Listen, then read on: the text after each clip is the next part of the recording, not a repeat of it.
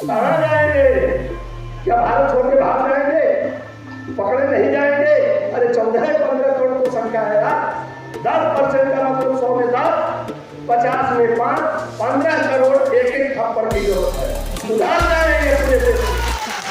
इससे ज्यादा की कोई जरूरत नहीं है। इसलिए पहले अपने आप को तैयार करो, भीड़ मारना बंद करो।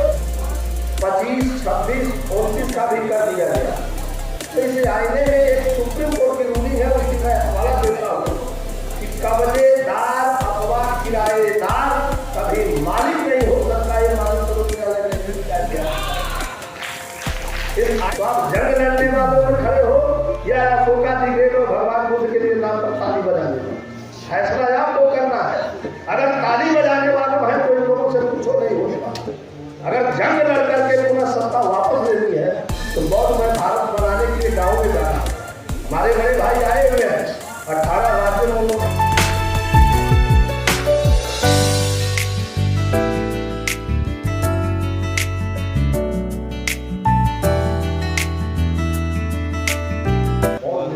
बचाओ आंदोलन थोड़ा पास में माइक की सफलता के लिए परम पूज्य भंते श्री खेला साहब और बाबा साहब अम्बेडकर के परिवार के भीमराव अम्बेडकर जी, यशवंतराव अम्बेडकर जी, शिवचर राम जी, भाई ओमप्रकाश मौर्य जी, जो तमाम लोग यहाँ इकट्ठे हुए हैं। विषय वस्तु सिर्फ इतना है कि बौद्ध विरासत मुक्ति आंदोलन है, बताने का आंदोलन नहीं है।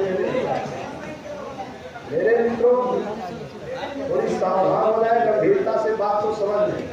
मैंने लगभग सभी वक्ताओं के ख्यालों को सुना है। माननीय शिवचर राम जी के भाषण के अलावा किसी के भाषण से मुक्ति आंदोलन का कोई लेना देना नजर नहीं आया, जो मेरा अपना मानना है। क्योंकि आपको भारत के संविधान के आईने में ही रखना चाहूंगा। और एक माननीय विधायक जी ने कहा कि बौद्धों के पास अपना कोई नेता नहीं और संगठन नहीं, इसलिए आपकी बात कोई सुनता नहीं है। मैं इससे भी तो अब हमें जो बात कहनी है वो सिर्फ इतना है, जो माननीय शिवचर राम जी ने कहा उसी को मैं संशोधित करते हुए थोड़ी बात कहना चाहूंगा। बीटी एक्ट 1949 जो बना है वो आजादी से पहले का है। जो उस एक्ट में जो कानून बने हैं, कानूनों में महाबोधि मंदिर का प्रबंधन का सवाल है, पूजा पद्धति पर कोई बात नहीं है। ये उस कानून में लिखा है। इसलिए बौद्धमय भारत जो बाबा साहब का सपना है, जो अशोक का भारत विनाश किया गया है, उसी को हमें पुनः वापस लाना है। तो अगर लाना है तो भारतीय संविधान का अनुच्छेद 13 की व्याख्या आपने कर दिया, विधि के समक्ष समता समान संरक्षण 14 का कर दिया, 25, 26, 29 का भी कर दिया गया। तो इसे आईने में एक सुप्रीम कोर्ट की रूलिंग है, उसकी मैं हवाला देता हूँ कि कब्जेदार अथवा किराएदार कभी मालिक नहीं हो सकता। ये मालिक करो क्या किया। इस आईने में अगर आप लोग तैयार हो जाए, और खास करके जिनके बाप की विरासत है उनके लिए कहना चाहूंगा कि जिस नर को अपनी अस्मिता का ज्ञान नहीं है, जिस नर को अपने पूर्वजों की इतिहास और हैसियत का ज्ञान नहीं है, जिसे अपने मंदिर की कोई पहचान नहीं है, वह धिक्कारने के योग्य भी नहीं है। राकेश सिर्फ वह जिंदा लाश है इंसान। तो इसलिए मैं बहुत नेताओं के भाषण सुन रहा था। मुझे इतनी जानकारी तो है कि अगर ये नेताओं में नेतृत्व का ज्ञान होता तो अब तक महाबोधि मंदिर की बात तो छोड़ो, भारत के प्रधानमंत्री की कुर्सी तुम्हारे कदमों में होती तो भाग गया होगा। इसीलिए जगदेव बाबू ने 100 साल लंबी लड़ाई की बुनियाद डाला।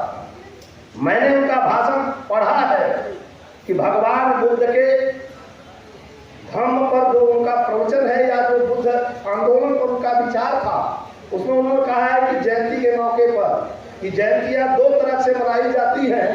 एक लोग होते हैं जो पूर्वजों की सिर्फ गौरव गाथा का गान करते हैं, और दूसरा वे लोग हैं जो उस इतिहास की पुनर्वापसी के लिए जंग लड़ते हैं।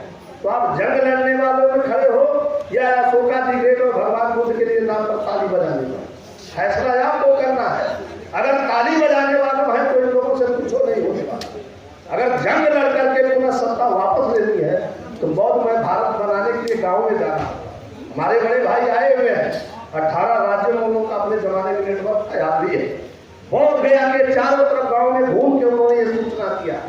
आज से मुझे 2 महीने पहले कि गांव के लोगों से पूछने पर कहते हमसे क्या लेना।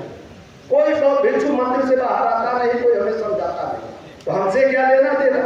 क्या ऐसे भी कोई आंदोलन चलता है, कोई लड़ाई जीती जाती है। तो अब जहां तक सवाल है इतिहास समझाने का, समय बीत चुका है, आप लोग उब गए हैं, लेकिन इतना सिर्फ कहूंगा कि जब विधि कह रही है कि बीटी एक्ट जन्म से ही शून्य है संविधान लागू होने के बाद, तो फिर तो लाठी डंडे के बल पर कब्जा कर लीजिए। और संपत्ति के मामले में 2019 में सुप्रीम कोर्ट का फैसला आया है, मोतीराम बनाम पूना वाला, उसमें लिखा है कि अगर किसी की जमीन पर, किसी की दौलत पर, किसी की संपत्ति पर कोई कब्जा कर लिया है या किराएदार जबरदस्ती कब्जा कर लिया है, तो उसको हटाने तक अगर पूरी क्रांति का भी सहारा लेना पड़े तो मार के उसको गिरा दो, हमारा पूरा रास्ता खा दिया। ये तो लिखा हुआ है कि जब पढ़ते ही लिखते नहीं तो कौन सी लड़ाई लड़ेगी। कानून तुम्हारे फेवर में, संविधान तुम्हारे फेवर में और एक्ट तुम्हारे फेवर में, इसके बाद में भी मार तो मानव से जब तेरा मान घटे तो मानव ही क्यों जाते हो। जिस पुस्तक में नीच गवार लिखा उसकी महिमा क्यों गाते। अरे राम राज तो खत्म हुआ, अब भीमराज की बारी है। वोट की ताकत से भी सत्ता कब्जा कर नहीं सके तो बुद्धिव्रत तुम्हारी। कहाँ हो 100 में 90 भाग हमारा है। भाषण सिर्फ सत्ता में लालू जी भी बैठे रहे, नीतीश जी बैठे, इसके बाद भी मांग रहे हैं। अगर ये लोग नहीं डरते तो एक तरफ से सिर्फ इनको हराने की जरूरत है। हिंदू राष्ट्र सही, कत्लेआम सब होगा, लेकिन मैं जान के साथ कह रहा हूँ कि हिंदू राष्ट्र को बनाएंगे तो आर की जंग आज नहीं तो कल मजबूरी में आएंगे। तो कहाँ जाएंगे भाग कर, कहाँ जाएंगे? क्या भारत छोड़ के भाग जाएंगे? पकड़े नहीं जाएंगे। अरे 14-15 करोड़ तो संख्या है यार, 10% का मतलब 100 में 10, 50 में 5, 15 करोड़ एक थप्पड़ की जरूरत है। सुधार जाएंगे पूरे देश में, इससे ज्यादा की कोई जरूरत नहीं है। इसलिए पहले अपने आप को तैयार करो, भीख मांगना बंद करो। जय भीम, जय भारत। वीडियो कैसी लगी आप अपने कमेंट्स के माध्यम से हमें बता सकते हैं और चैनल को लाइक, शेयर और सब्सक्राइब जरूर करें। धन्यवाद।